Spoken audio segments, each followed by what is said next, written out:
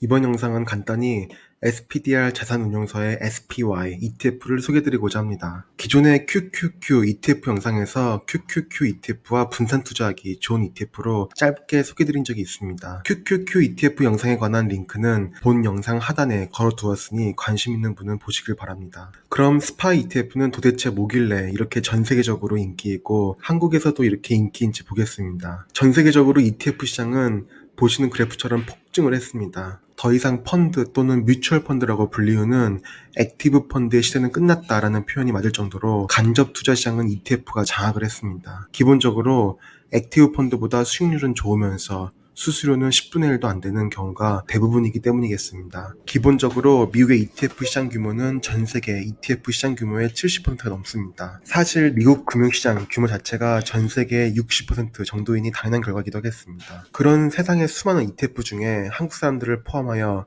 많은 사람들한테 관심받은 ETF는 SPY ETF입니다.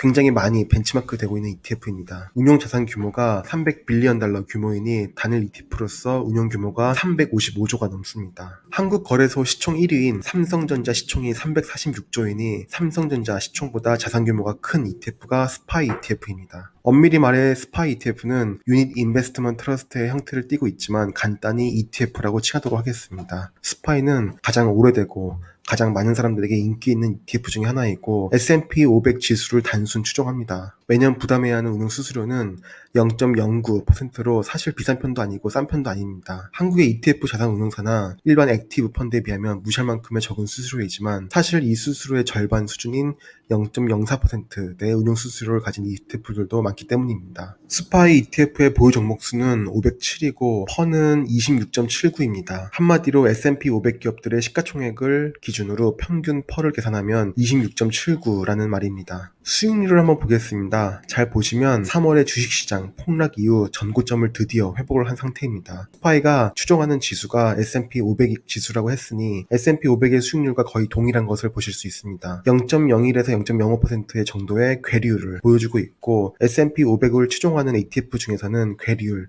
즉 스프레드가 가장 우수한 ETF입니다. S&P 500 지수를 그대로 추종하기 때문에 주식은 100% 미국 주식으로 편입이 되어 있습니다. 혹시 모르시는 분들을 위해 짧게 말씀드리면 S&P 500 지수는 미국의 대형 기업, 즉 라지캡이라 불리우는 미국 기업 500개를 주기적으로 선정해서 담은 지수라고 보시면 됩니다. 대형 기업이자 우량 기업을 블루칩이라고 하는데 미국의 우량 기업을 모두 담은 지수로 보시면 되고 S&P 500에 투자를 한다는 뜻은 한마디로 미국의 모든 우량 기업에 투자한다는 뜻으로 볼 수 있습니다. 특정 산업에만 편중돼서 투자하는 것이 아니라 금융주, 공공주 등 다양한 섹터에 투자가 되지만 대부분의 대형 기업이 일반 산업 관련 기업이므로 공업주 400주가 S&P 500에 편입이 되어 있습니다. 조금 더 자세히 산업군별로 보면 기술 관련주가 33.41%, 헬스케어가 14.43%, 그리고 소비주와 금융주가 그 뒤를 잇고 있습니다. S&P 500에 담긴 500개 기업의 시총 비율만큼 투자가 들어가는 ETF이기 때문에 보시는 비율이 미국 우량 기업의 시총 비율이라고 보시면 되겠습니다. 기업별로는 마가 또는 팡이라고 불리는 나스닥을 이끌고 있는 미국 기술주들이 가장 많이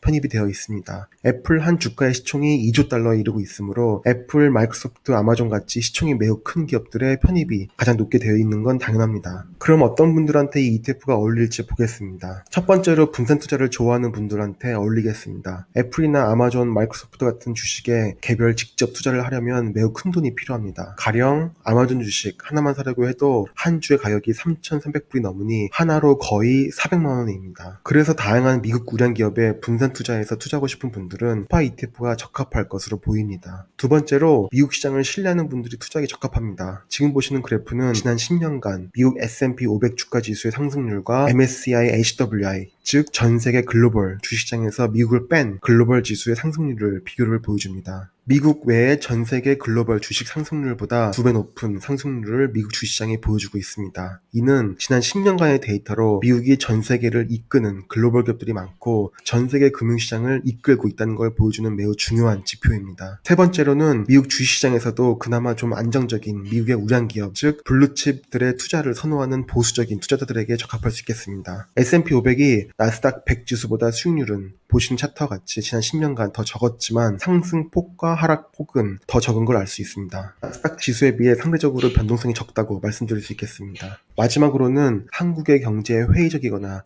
한국 사회에 회의적이어서 한국 자산시장 투자에 회의적인 분들이 큰 고민 없이 투자할 수 있는 상품이 스파 ETF입니다. 이 ETF의 수익률이 떨어지는 경우는 사실 글로벌적으로 시황이 안 좋은 경우일 가능성이 크며 스파 ETF의 수익률은 매우 안 좋은데 한국 코스피 200 ETF 수익률만 매우 좋은 경우는 극히 드물 것으로 보입니다. 그럼 그냥 이 ETF를 사면 될까라고 물어보신다면 저는 좀 더 생각해보라고 할 것 같습니다. 저는 ETF들을 비교해보길 좋아하므로 여기서 잠깐 스파 ETF와 종종 비교되는 블랙락 자산운용사의 iShares의 IVV ETF를 비교해보겠습니다. 저는 개인적으로 IVV ETF를 선호합니다. 가장 큰 이유는 운용 수수료가 스파 ETF의 3분의 1 수준인 0.03%이기 때문입니다. YTD 리턴은 스파 ETF가 더 높게 나오는데 이건 전혀 의미 없습니다. 서로 왔다 갔다 하기 때문입니다. 스파 ETF, IBB ETF 모두 S&P 500 지수를 추종하기 때문에 수익률은 동일하다고 보시면 되고 다만 스파 ETF가 스프레드, 즉 괴리율이 더 적습니다. 하지만 매우 미세한 괴리율 차이고 사실 IBB뿐만 아니라 S&P 500을 추종하는 VTI, VO 등 어떤 ETF 수익률을 비교해봐도 보시는 바와 같이 거의 동일한 수익률이 나옵니다. 이런 경우엔 저 개인적으로는 그냥 그나마 운용 수수료가 적게 나오는 ETF를 추천드리며 그래서 IBB ETF를 추천드립니다. 그럼 진작에 이 ETF를 소개하는 영상 만들면 되지 왜 스파 ETF를 소개하는 영상을 만들었냐고 의아해하시는 분들이 있을 겁니다. 그 이유는 모르겠지만 스파 ETF가 더 인기리에 검색되는 ETF라 그랬습니다. 별다른 이유는 없습니다. 어쨌거나 결론은 미국 우량 기업의 분산 투자로 장기적으로 투자하고 싶은 분들에게 제가 추천드리는 ETF는 iShares Core S&P 500 ETF, 즉 약자로 IVV ETF를 매수하시면 됩니다. 한 달에 일정 금액을 분할 매수하여 장기 투자하는 걸 권장드리고 ETF를 매수하는 방법은 증권사 HTS에서 해외 주식 매수하는 것과 동일하게 매수하시면 됩니다.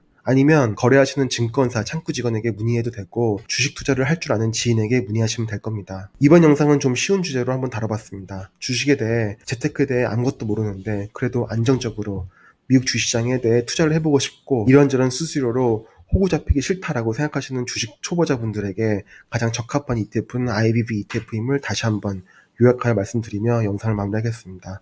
감사합니다.